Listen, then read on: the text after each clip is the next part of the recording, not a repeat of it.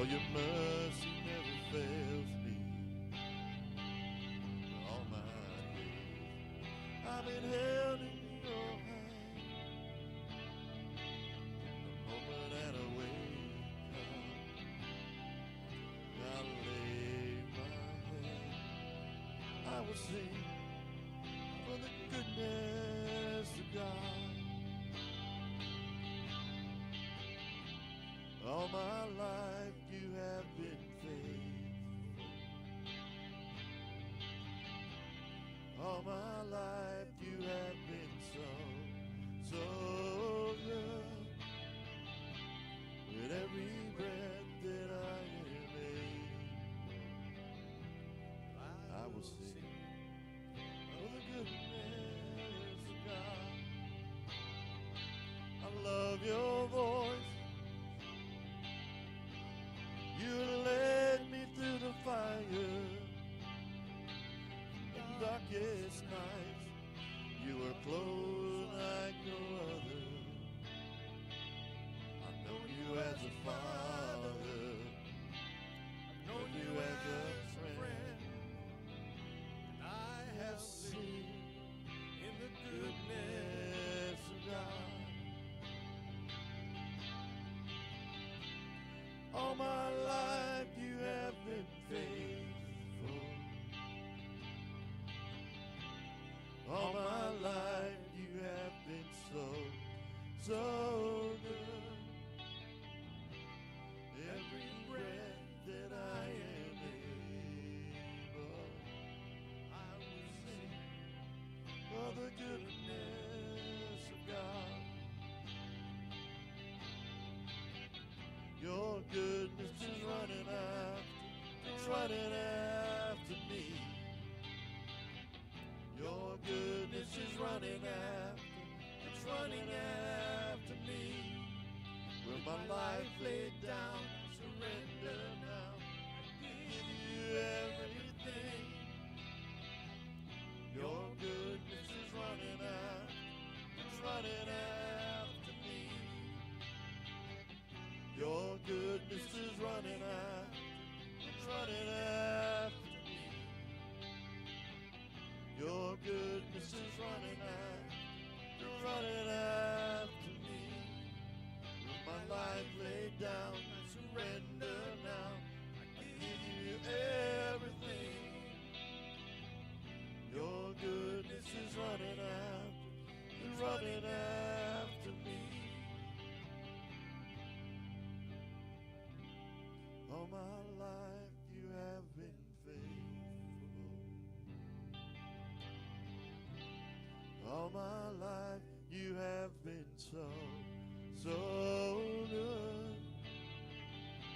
With every breath that I am able, I will sing of the goodness of God.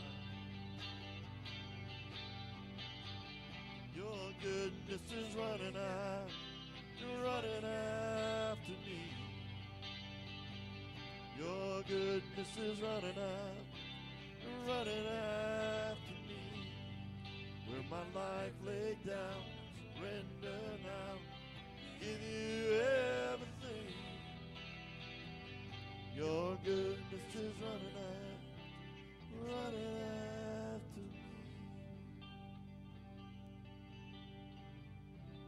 In all my life you have been faithful. All my life you have been so, so good. With every breath that I am able, I will sing for the goodness of God.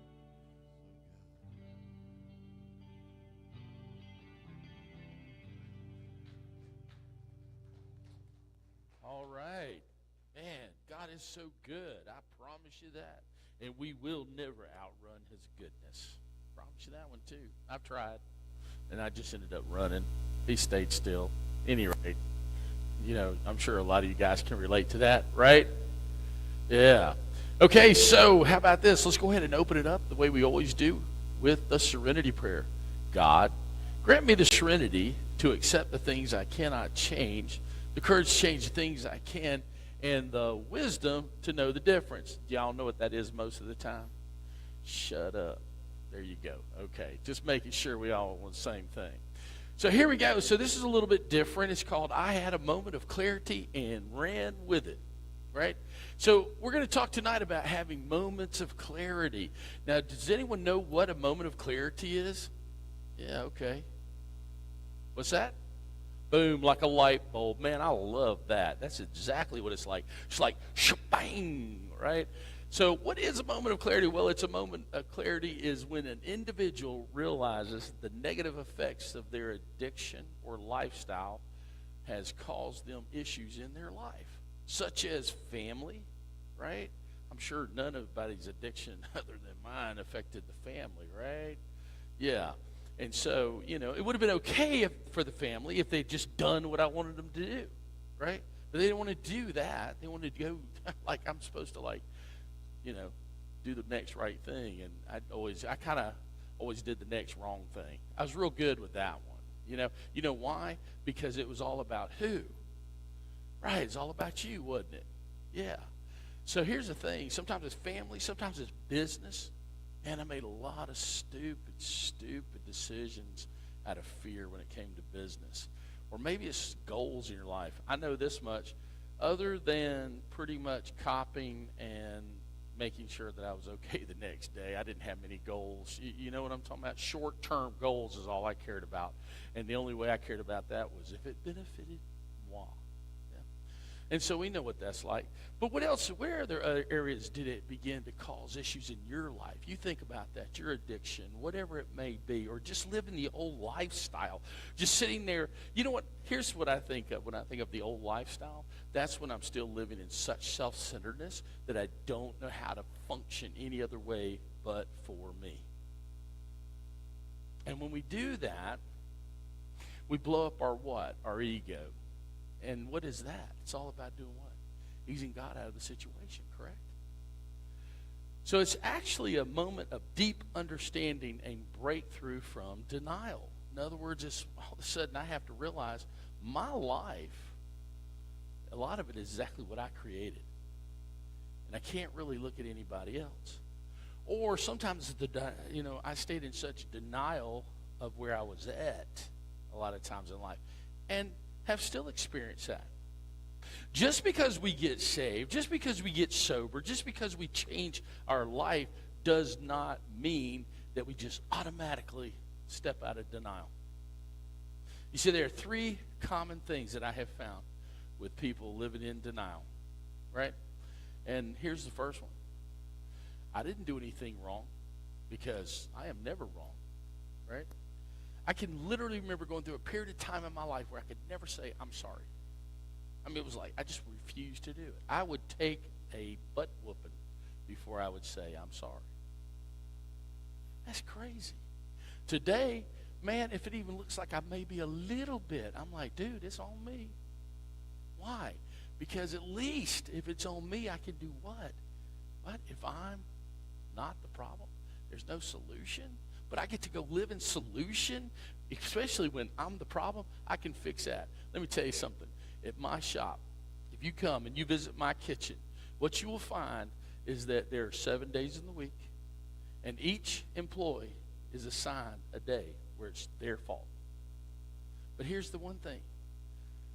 My kitchen manager, she's Sunday. We're rarely open on Sunday.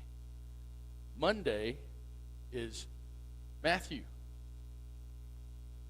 And then I get pretty much the rest of the week. Why?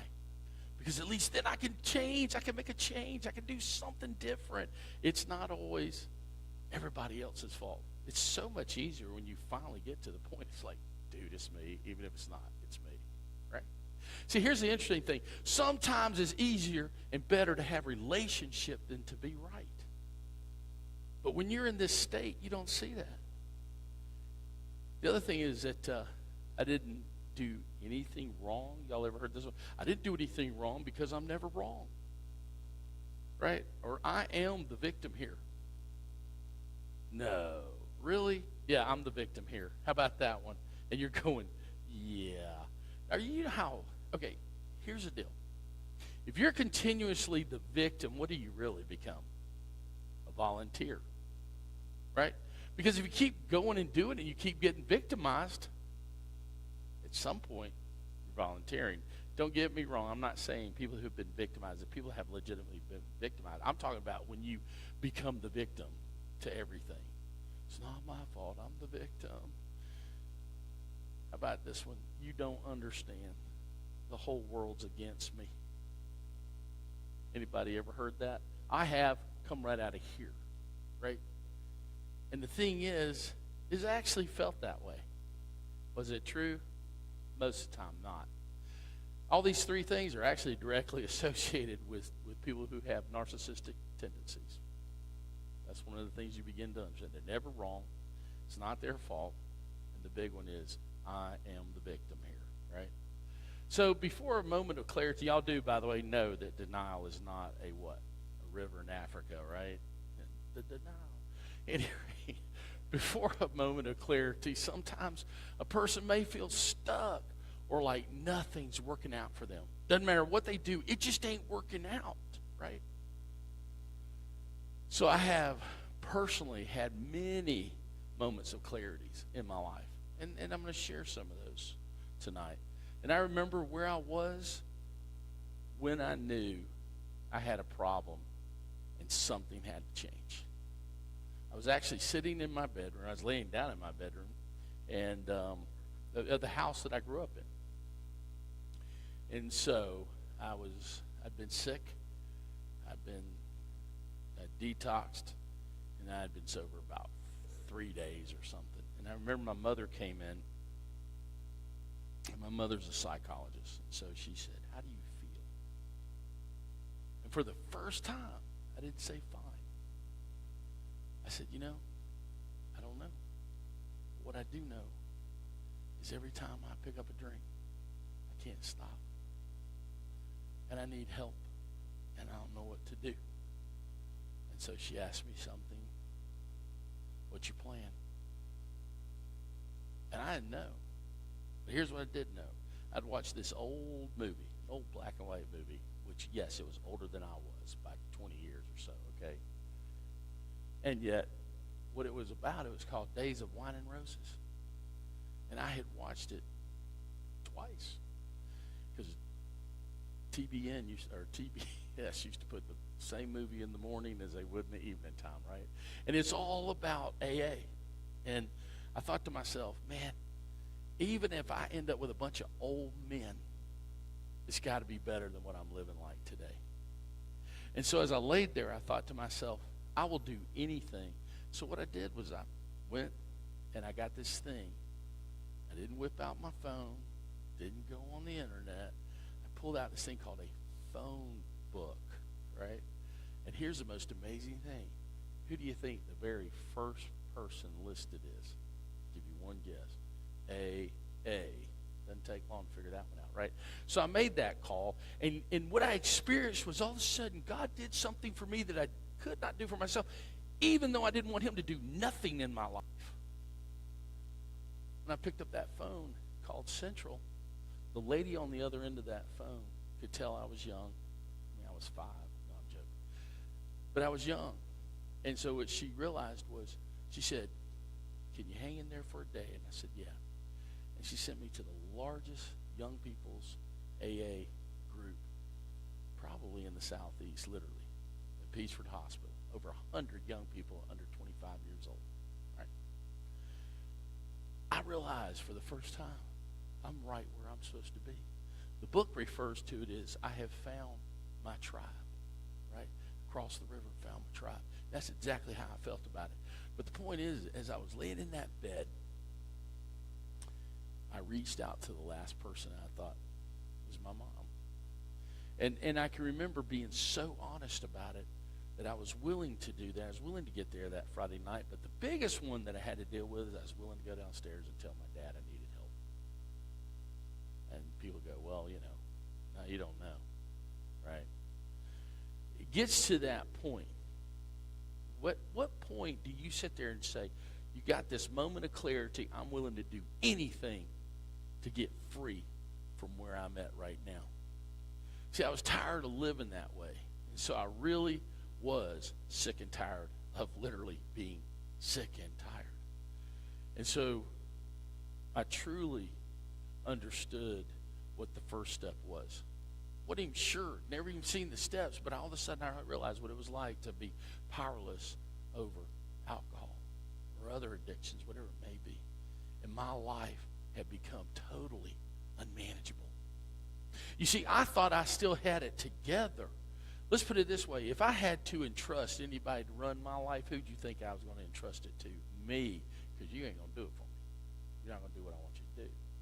But what I started realizing was that moment of clarity was that my life was totally unmanageable.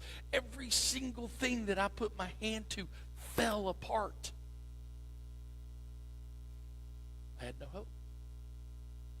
One of the interesting things in the Bible, it talks about if you lose your hope, you know, my people perish for a lack of hope when you narrow it down. For vision. My life was so unmanageable. It was unbelievable. Matter of fact, unmanageability, that was the common denominator in all of my early recovery. It's like every single thing I did came out of unmanageability. I didn't work a step until what? Until my life was so unmanageable that I wanted to get through that, and all of a sudden I was willing. I became willing, right? I don't want to go through that anymore. You see, when I needed that moment of clarity the most was when I was hurting the most. Now let's take a look at Isaiah 30:13. Calamity will come upon you suddenly, like a bulging wall that bursts and falls. In an instant, it will collapse and come crashing down. Anybody else feel that way? Dude, even now, there are days I still feel that way, right? I'm not the only one, am I? Okay, cool. Do you not literally feel like it's like I'm literally standing there with the wall falling down on me? And it's just dumb because that is, all of a sudden I could relate to that. And because here's the thing.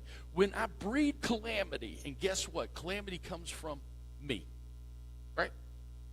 Most of it comes right between these two ears. Calamity is when I choose to try to run everything myself and disregard anyone else. It's when I'm not listening to my sponsor. It's when I'm not listening to my network. It's when I'm not listening to my pastor. It's when I'm not willing to submit myself to people who have a better vision than I do. Because you know what they're telling me? Get away from the wall. Move before it falls in. No, I'm holding it up. Come on. It's kind of funny, isn't it? But it's true. Just move. And things begin to change. But that's how my whole life felt. Just because you have a moment of clarity doesn't mean you run with it. Y'all remember we said, I got a moment of clarity, and I ran with it. Well, what does that mean? So clarity within itself does not mean that there's going to be an action. See, I can have a moment of clarity and all of a sudden go, oh no, I'm going to move back over into denial because it feels more comfortable and I like it.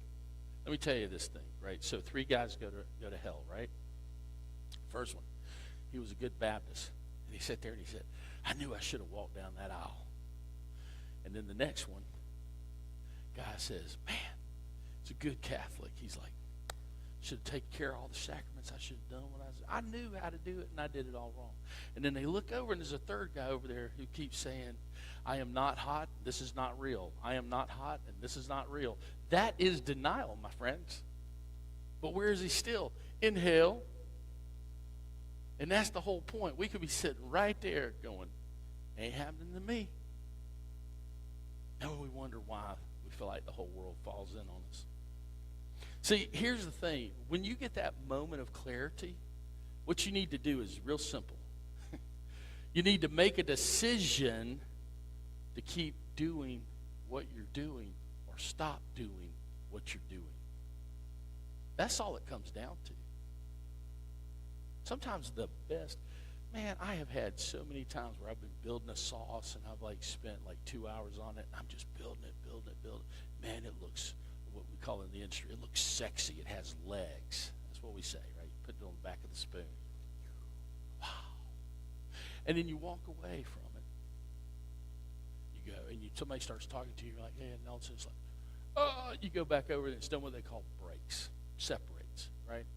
And you're over there, you're still stirring, and you're trying to put ice around it. You're trying to do all these different things to make it come back together.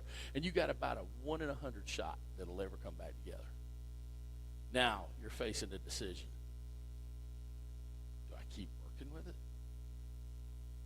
Or do I throw it out and start again? See, a lot of times we don't sit there and we don't want to do that. I'd just rather work with it. It's not going. It's never going to come back together. But I'm going to keep working with it. That's stupid. That is actually a form of what? Insanity, right? So when you keep doing the same thing over and over again, y'all know where that goes, right? So make a choice to do anything different, something, even if that means walk away for a little bit, pause, give it some time, admit you're wrong. Just do something. But a moment of clarity is also a time for decision. Not just decision whether to do it or not do it. More like this. You got to ask yourself this question. Am I willing to look at the truth of my situation and accept it and move on, turn it over, or choose to stay in denial? Simple as that. So the only control I'm in at that point is one deal. Which way do I want to let my life go? So the more I look at that, the more I think, 9 times out of 10, where does a moment of clarity normally come from? Right? It's real interesting. It's a real horizontal kind of thing, right? So that my life, I can live life forward. So the thing I have to realize is that my best bet is probably not do what I think is the best thing to do. Right? I mean, you think I'm joking, but I'm very serious. There's people here been sober as long as I have, and this is the truth. They would tell us, whatever you think you need to do the opposite. Right? And it worked out about 80% of the time, didn't it? Yeah. So you know what to do. You really do. The big question is, are you going to do it? See, when you have clarity, it's just that. You have a clear view of exactly what's going on in your life. Exactly at that moment, bam, that's what you're having. And so all of a sudden, it's like, I know what I'm responsible to do. Am I willing to do it? I don't know. Are you? You see, you need to go ahead and make that decision before that moment of clarity even happens. You need to sit there and say to yourself, I'm in the no matter what club, and what I'm going to do is do the right thing no matter what. And all of a sudden, life begins to line up, and it starts changing. Because you see, you're not going, oh, wow, where'd that come from? You're going like, I needed that. Thank you. You look forward to those moments. Here's the question I always ask. What's your plan? What's your plan? That means you need to go ahead and understand my plan is to follow whatever I'm supposed to do, whatever God shows me. Even if that is totally turn it over. Whoa, what a concept. Whoa. Because, all right, so here's the deal, right? I started learning how to turn it over. Do y'all know why I turned it over? Self-centeredness. Yeah, because here's the deal. You see, if I turn it over to God, right, and he screws it up, it ain't my fault. But here's the thing. He ain't never screwed it up. Works out every time that I choose to turn it over. But I remember the real game changer for me. And it was the greatest moment of clarity that I could have ever had. And I was in treatment. 6 years, 11 months, and 21 days. I'm in treatment. Who goes to treatment? It's almost 7 years. Me. Because you see, I had a moment of clarity, and that's where I needed to be. But I got a better moment of clarity while I was there. I was there for codependency treatment and to get treatment for some other things. But as I was sitting there, I had lost everything. I literally lost everything and had a lot to lose in 72 hours. And I'm sitting there with nothing. And this moment of clarity hit me, which was every single thing that you manage to screw it up. There's got to be a better way. And so I had just done a lot of work, and I was looking at all my character defects, and I realized there was no way that I was going to ever get through all those, not by myself. And so what I realized was that I had pushed God totally away from running my life. Truth is, I'd pushed him out of my life. And I had decided that, didn't go back out. But you want to know what? This is one of the reasons I wasn't so afraid of drinking. I was afraid I may go do something else. Because I just didn't want to be here anymore, and I didn't want to exist. I just didn't want to exist. It's not, as a matter of fact, that sounds interesting, doesn't it? What's our bottom? Whatever your addiction is, what's your bottom? You ready? You ready for this?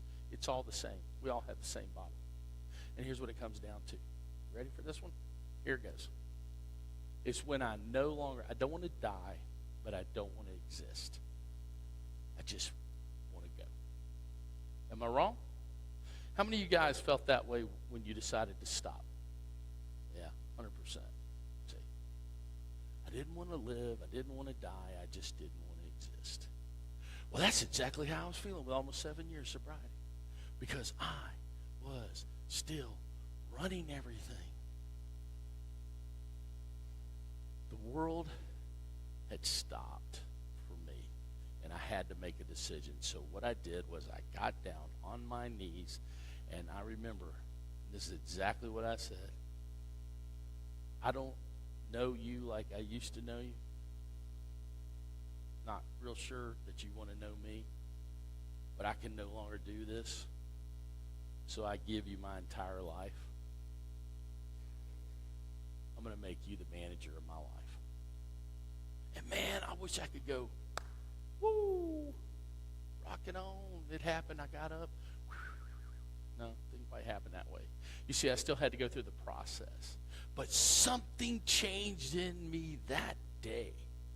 And what had changed was all of a sudden I started getting a little hope again. And I felt like I wasn't alone in this deal anymore. That's when it all begins to change. You see, I had what they call an aha moment. Wow. It was like this, whew. I don't have to do this by myself anymore. And a joy started that I had never experienced before. And I realized that it was going to take a lot of commitment, but that I was willing to let all my biases, put them down about God and belief systems that I had, some bad belief systems that I'd come up with, and decided it was time to move on. I said, I give you everything. And that's when I realized that he really was not just real, but he's real in my life. That's when I decided. And I remember it just kind of came out. I was like, thank you, Papa God. Wow. Wow. You see, I was sold out to just one thing. Like, we're good, Jesus. Oh, we're good. I don't want to talk about no God the Father, because he's a father. Right? But I want to, would you let me?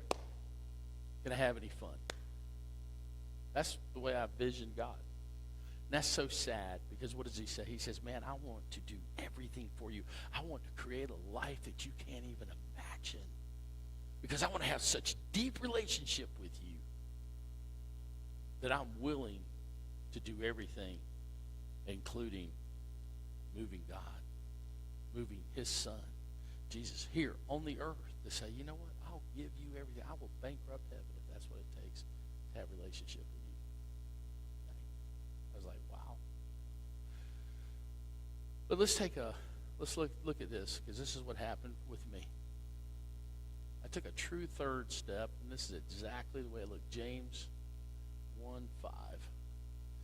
If you need wisdom, ask our generous God, And he will give it to you. He will not rebuke you for asking.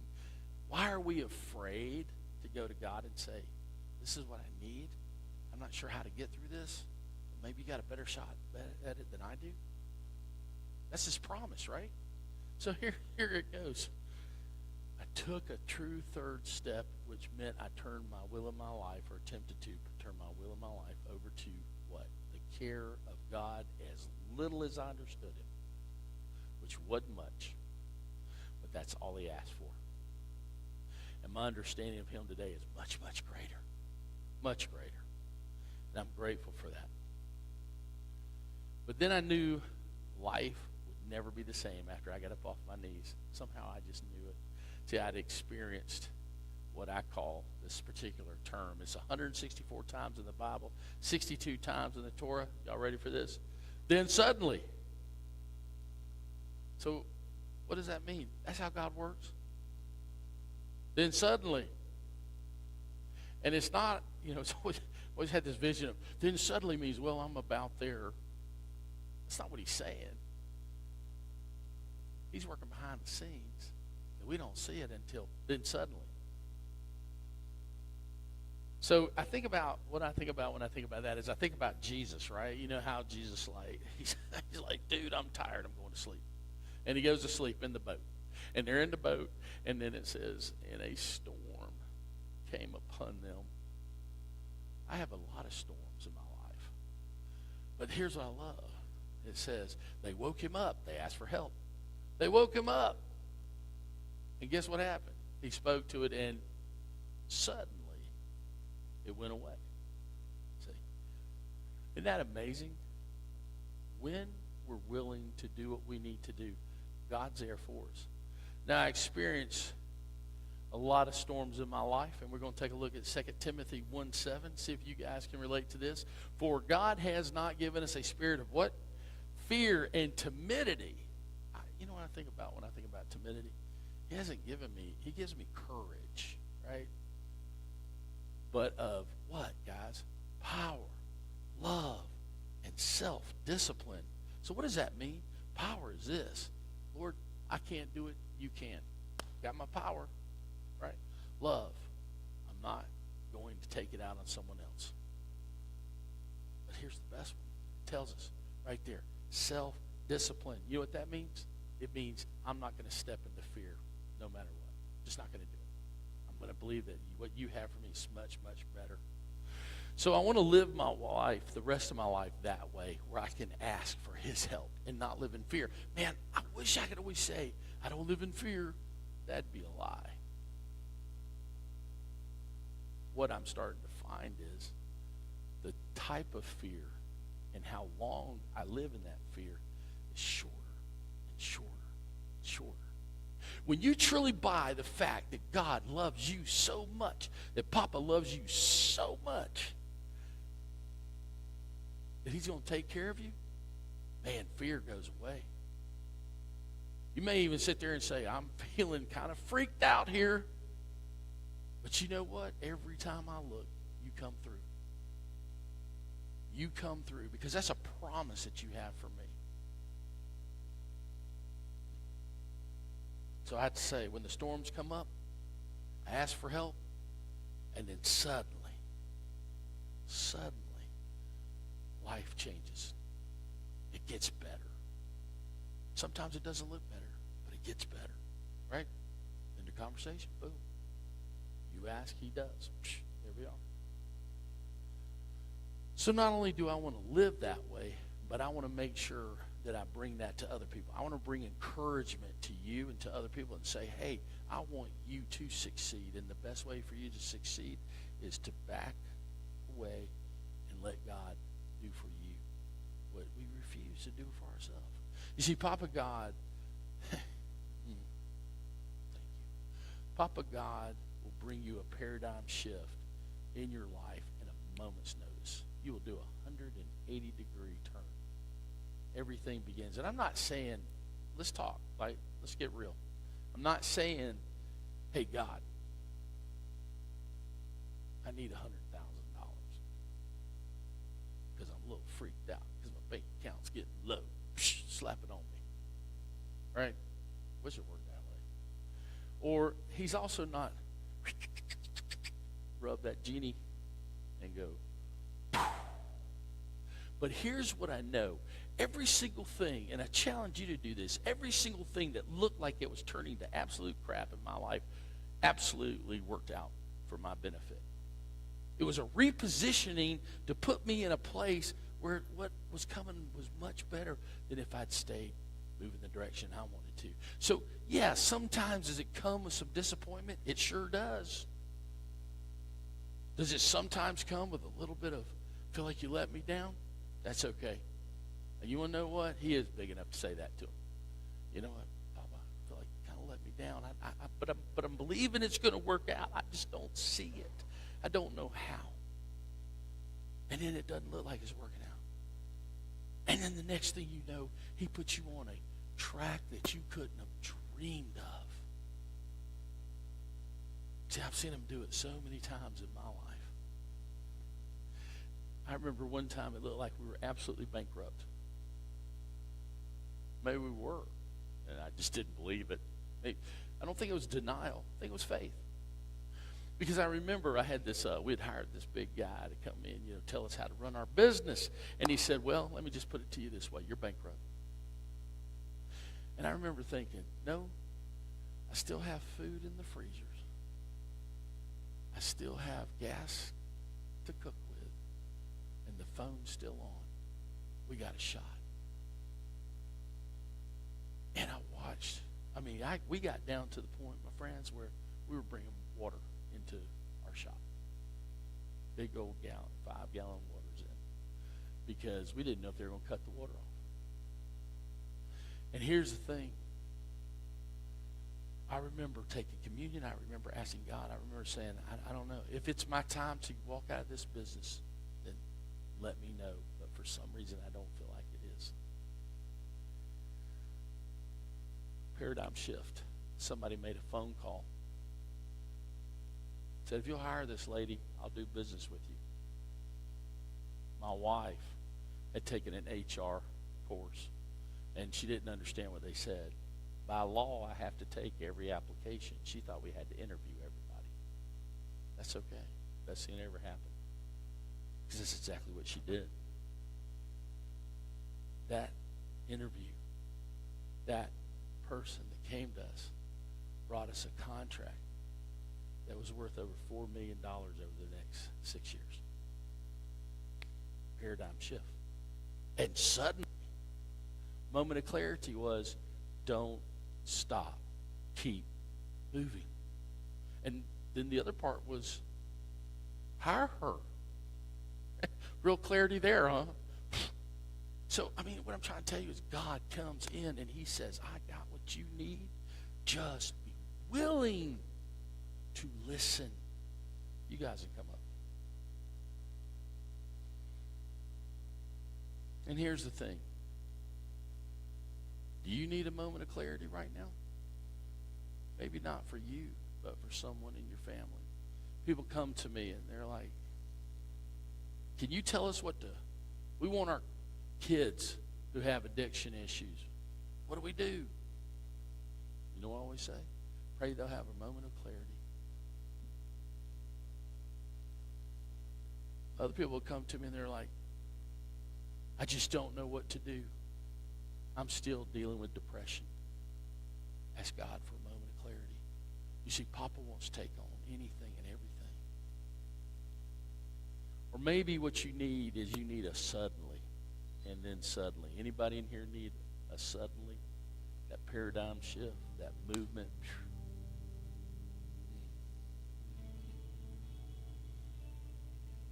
If you need that, come see me.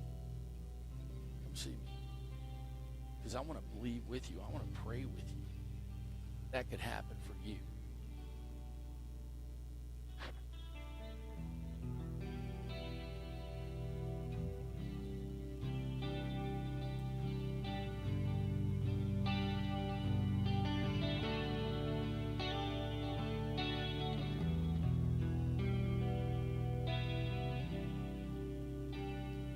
You are here, moving in our midst. I worship you. I worship you. You are here, working in this place. I worship you. I worship you. You are here, moving in our midst. I worship you. I worship you. You are here, working in this place. I worship you. I worship you. You're a way maker, miracle worker, promise keeper, light in the darkness. My God, that is who you are. You're a way maker, miracle worker, promise keeper, light in the darkness. My God, that is who you are. You are here, touching every heart. I worship you. I worship you. You are here, healing every heart. I worship you. I worship you. You are here, turning lives around. I worship you. I worship you. You are here, mending every heart. I worship you. I worship you. Oh, waymaker, miracle worker, promise keeper, light in the darkness. My God, that is who you are. You're a waymaker, miracle worker, promise keeper, light in the darkness. My God, that is who you are. That is who you are. That is who you are. That is who you are. That is who you are. Even when I don't see it, you're working. Even when I can't feel it, you're working. You never stop working. You never stop working. Even when I can't see it, you're working. Even when I can't feel it, you're working. You never stop working. You never stop working. Even when I don't see it, you're working. Even when I can't feel it, you're working. You never stop working. You never stop working. Even when I don't see it, you're working. Even when I don't feel it, you're working. You never stop working. You never stop working. Waymaker, miracle worker, promise keeper, light in the darkness. My God, that is who you are. Oh, you're a waymaker, miracle worker, promise keeper, light in the darkness. My God, that is who you are.